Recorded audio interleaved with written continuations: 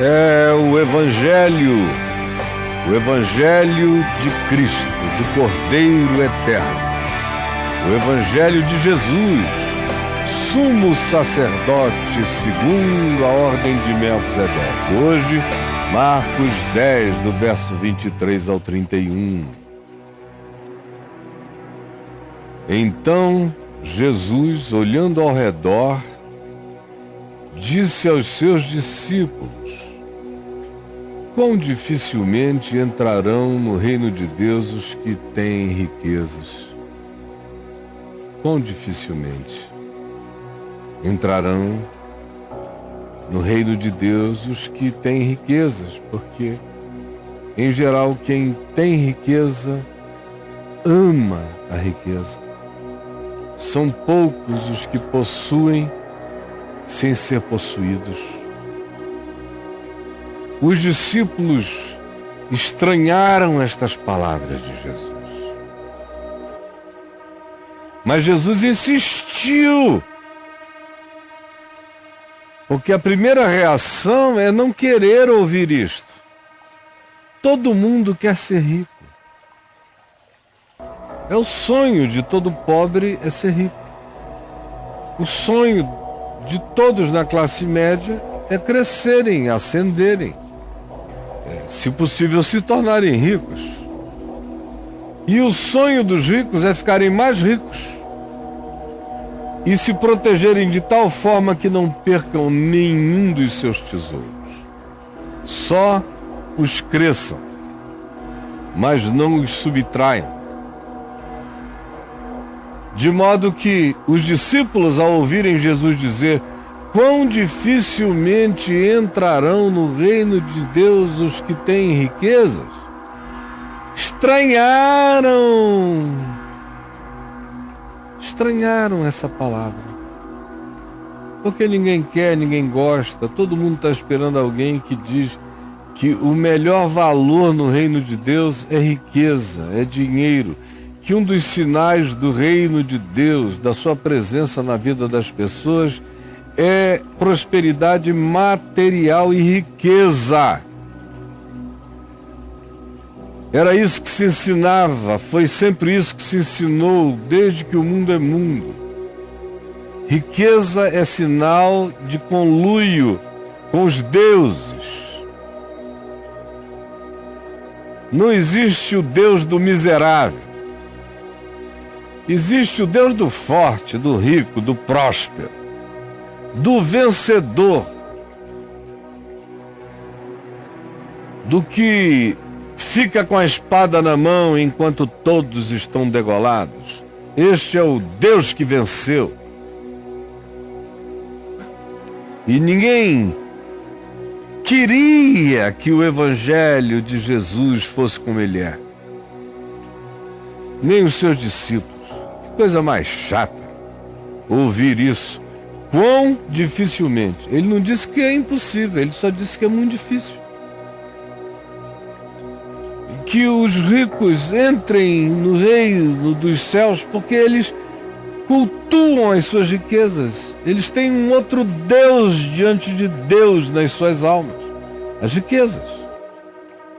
E os discípulos então estranharam, porque eles preferiam ser não idólatras, dizendo que não adoravam ídolos de barro, de pedra, de pau, de madeira ou até de ouro, em algum nicho, em algum templo de pedras bem ornamentadas, em homenagem a um deusinho feito artesanalmente para simbolizar as superstições daquelas crenças.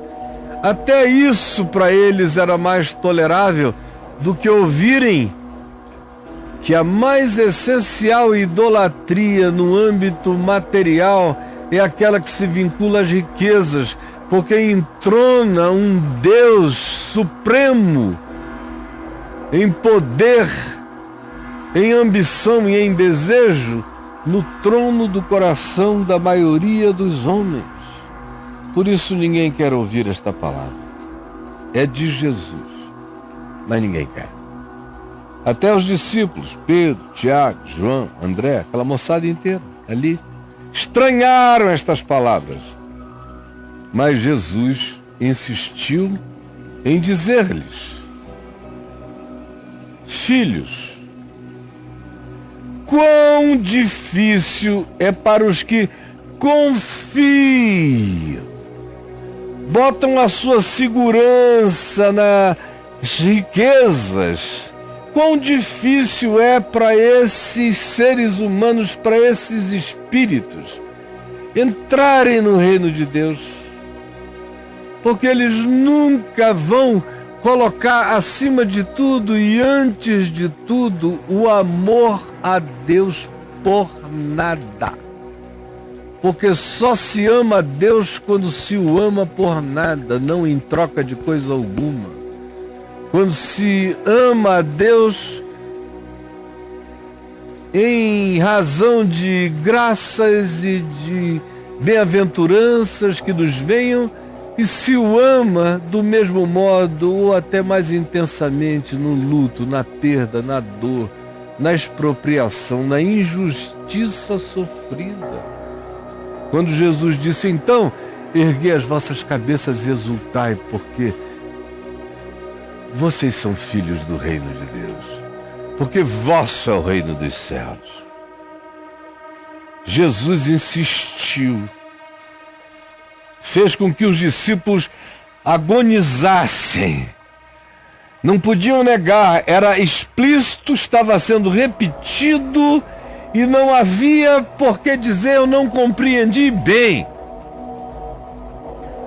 Jesus ainda vai adiante e diz: é mais fácil passar um camelo pelo fundo de uma agulha do que entrar um rico no reino de Deus. Eu acho engraçado, quando eu me converti, e eu li esse texto, ele me impactou violentamente. Aí eu fui conversar, por acaso encontrei um pastor que eu achei que era muito culto, um pastor presbiteriano, ele era mesmo. E eu li o texto e falei: como é que o senhor interpreta isso? E eu ouvi fazendo um esforço enorme, que é comum no meio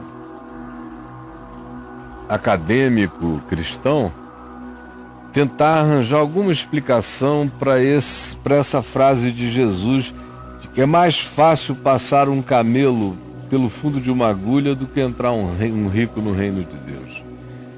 Então, a primeira explicação é aquela de que uma agulha era uma porta em Jerusalém, bem baixinha, ou era um tipo de porta baixa que havia em Israel, para impedir a entrada de animais como cavalos e camelos.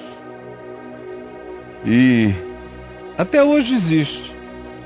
Você encontra na Basílica da Natividade em Belém a porta bem baixinha. Por quê?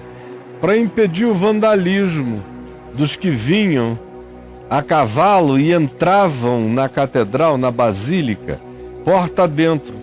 Foram tantas as entradas assim, os bullings e os vandalismos, que eles, há muitos séculos atrás, baixaram a porta de modo que até seres humanos só entram curvando a cabeça. Sim, mas não foi isso que Jesus quis dizer. Jesus estava falando de agulha mesmo. A agulha lá nos dias dele não era fininha como a nossa, era um agulhão com um rombo, porque as linhas não eram tão finas, eram mini cordas. O cirzi não tinha a delicadeza que a gente tem do século XII, século XIII da nossa era para cá, crescendo cada vez mais. No passado, as agulhas eram enormes e o buraco da agulha, comparado com o nosso, era um rombo. O que Jesus está dizendo é só isso mesmo, é mais fácil. O que já é um ridículo. O que Jesus está dizendo é impossível. Seria mais fácil ele se esgueirar, um camelo, passar pelo fundo da agulha, pelo buraco da agulha, ou pelo que você queira, por qualquer tarefa impossível. O que Jesus está dizendo é mais fácil certos impossíveis como um camelo. Ele está usando de uma hipérbole, de uma caricatura, de um exagero, para ver se criava uma charge. O cara vendo o camelo tentando passar pelo fundo da agulha. Jesus disse, é mais fácil. É mais fácil do que alguém que ame as riquezas e as ambicione com avidez. Se as tiver, assim as queira e as proteja e as adore. Se não as tiver, assim as almeje, assim as ambicione. Jesus disse, é mais fácil o absurdo do que entrar. Alguém assim, com confiança nessa divindade de poder, que são as riquezas, que é Mamon, do que um camelo cometeu o absurdo de atravessar o inatravessável, de realizar o irrealizável. O que Jesus está acentuando é a impossibilidade praticamente total. E esses casos de exceção dos que entram, ele vai explicar por que entram. Jesus, porém, fitando neles o olhar, disse, olha aqui para vocês, para os homens é impossível. Não adianta tentar, porque não vai entrar. Se for justiça própria, mesmo que você use o dinheiro todo para fazer todos os sacrifícios e ofertas, mas o seu coração fizer os sacrifícios e ofertas porque você ama tanto dinheiro que não quer perdê-lo, é impossível. Você já morreu na motivação. Aos homens é impossível. Contudo, não para Deus. Porque para Deus tudo é possível. O que Jesus está dizendo é: fiquem tendo a certeza de que, por conta própria, nenhuma riqueza melhora ninguém para a vida eterna. E se o homem confiar nas riquezas, mesmo que seja dizendo, com as minhas riquezas eu comprarei acesso a Deus, com as minhas riquezas eu agradarei a Deus, com as minhas riquezas eu comoverei a Deus, com as minhas riquezas Deus se impressionará comigo, Jesus está dizendo, não entra. Se impressiona com um camelo, com qualquer outra coisa, contigo não. Se essa for a sua confiança, se essa for a sua nós é a da chamada teologia da prosperidade, que é uma doutrina de Satanás enganando a mente dos que se dizem de Jesus, mas vivem contra o espírito do Evangelho. Portanto, Jesus lhes disse, para os homens é impossível, para o rico, para o pobre, para qualquer um. Ninguém entra no reino de Deus por conta própria. O rico dificulta muito mais para si o processo, porque na sua arrogância de poder, muitas vezes só as dores mais agudas o farão compreender. O pobre muitas vezes já chega convencido pela dor da sua própria condição e da sua própria miséria. Mas para ambos é impossível entrar. Todos entram porque todos pecaram e todos igualmente carecem da glória de Deus. Todos entram por causa dessa graça inexplicável, por causa da ação de Deus realizando o impossível, que é fazer essa criatura humana cheia de ambições perversas, de ódios, de caprichos, de egocentrismo, de indiferença, ou de hostilidade, ou de preconceito, ou de mentira, ou de hipocrisia, ou de traição, ou de infidelidade, ou de engano, não importando qual seja a magnitude ou minimalismo, a concretude ou a subjetividade. Nenhum de nós em nenhum lugar entra no reino de Deus. Para os homens é impossível. Para certos homens, mais difícil ainda, porque eles ficam vestidos pela couraça da arrogância e da presunção, especialmente aqueles que confiam na sua riqueza, no seu poder terreno. Contudo, não para Deus, porque para Deus tudo é possível. E a gente não sabe o que Ele está fazendo no coração do homem. Então Pedro se encheu de auto-vitimização quando ouviu isso, porque ele era um pequeno empresário junto com João e Tiago. E o pai de Tiago e João, Zebedeu. E ele largou a empresa pesqueira para trás, que tinha sede em Cafarnaum. Ele e os sócios largaram tudo e foram com Jesus. E agora, não sei, talvez no coração dele ainda tivesse alguma latência de esperança de que quando passasse aquela dedicação total, aquelas caravanas que ele julgava que ao final coroariam Jesus como rei de Israel, esse era o ideal deles. Embora Jesus os desiludisse o tempo todo, eles mantinham a negação para preservarem essa ilusão. Quem sabe em razão disso, ele achasse que ao final ele voltaria e a indústria dele na Galiléia ia se tornar uma coisa universal. Ninguém sabe, o coração de Pedro é como o teu coração, como o coração de qualquer um, como o meu. Carrega suas ilusões, mesmo vendo a transfiguração, interpreta errado ou dorme. É a natureza humana. Ou quer fazer 3 tendas ou dorme do lado. É sempre assim. Então Pedro, ouvindo isso, tomado de auto-vitimização, começou a dizer a Jesus: olha, Jesus, não esquece, hein? Nós deixamos tudo e te seguimos.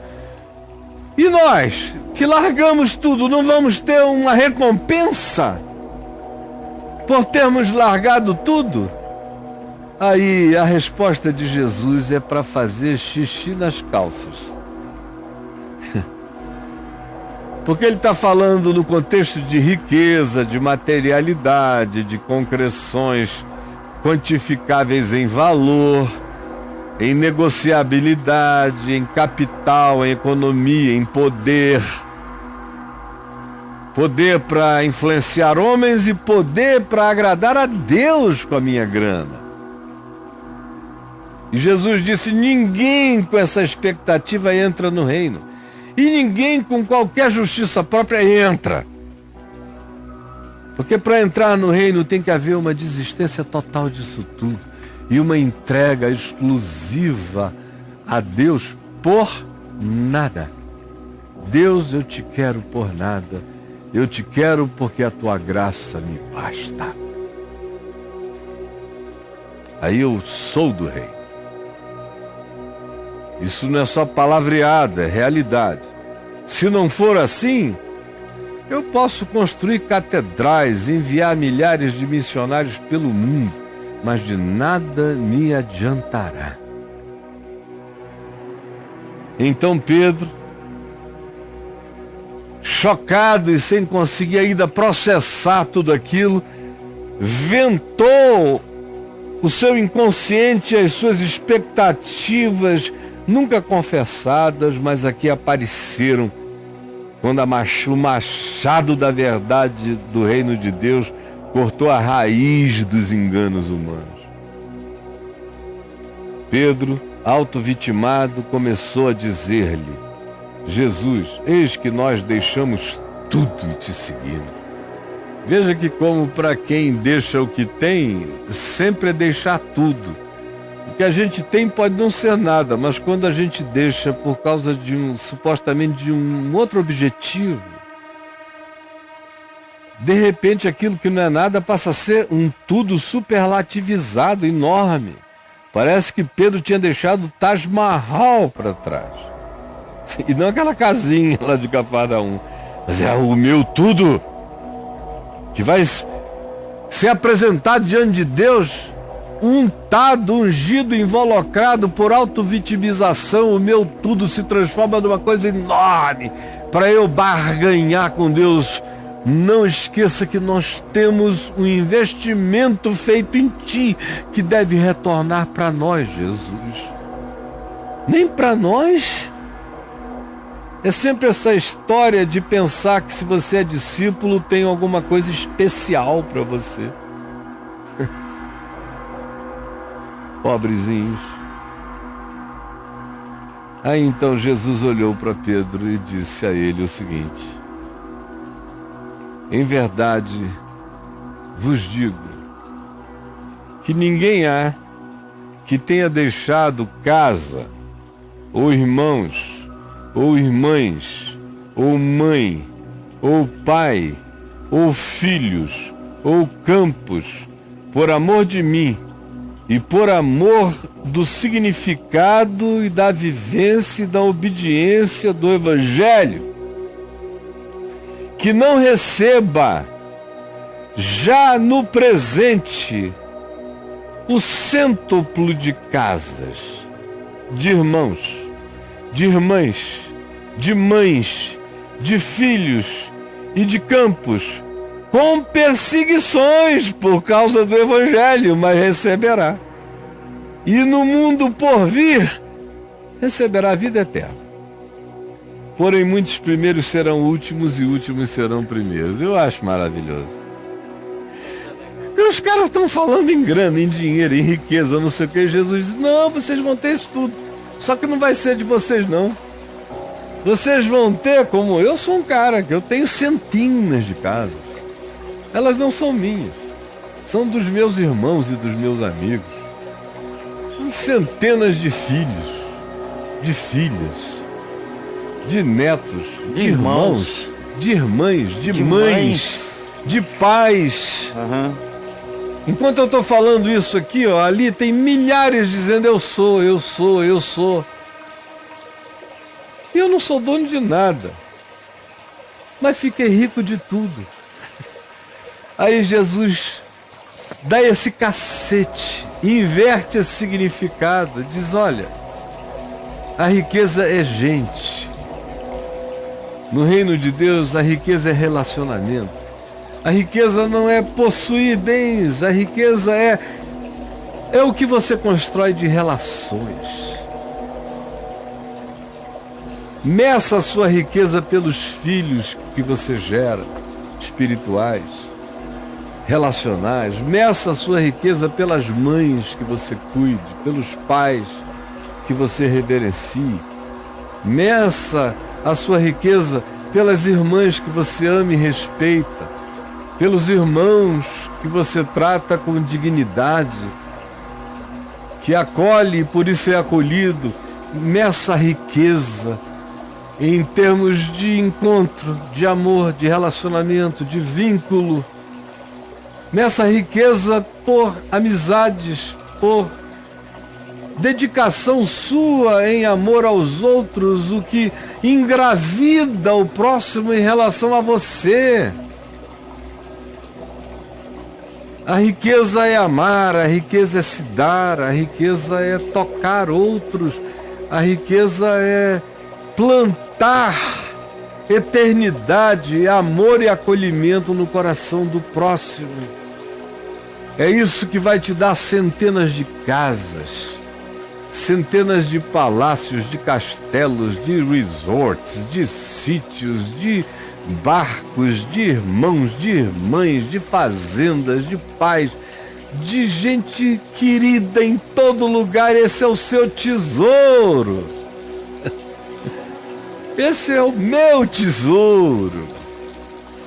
Esse é o tesouro no Evangelho. Significa dizer que Jesus tem alguma coisa contra você prosperar materialmente? É claro que não. Só não cultue o objetivo da prosperidade, nem cultue o dinheiro, a riqueza ou a propriedade, nenhuma delas. E faça tudo isso e cresça porque você está fazendo o que você ama, fazendo bem, fazendo melhor, fazendo eficiente e eficazmente, fazendo com diligência, fazendo com sabedoria, fazendo com bom senso, fazendo com estudo, fazendo com pesquisa, fazendo com adequação. Faça o seu melhor, porque tudo que lhe vier às mãos, transforme numa oferenda de gratidão ao Senhor. Então faça. E o resultado é o fruto desse trabalho. Mantenha o que seja necessário para que o processo continue e faça como Eclesiastes 11 nos ensine. Distribua com 1, com 2, com 3.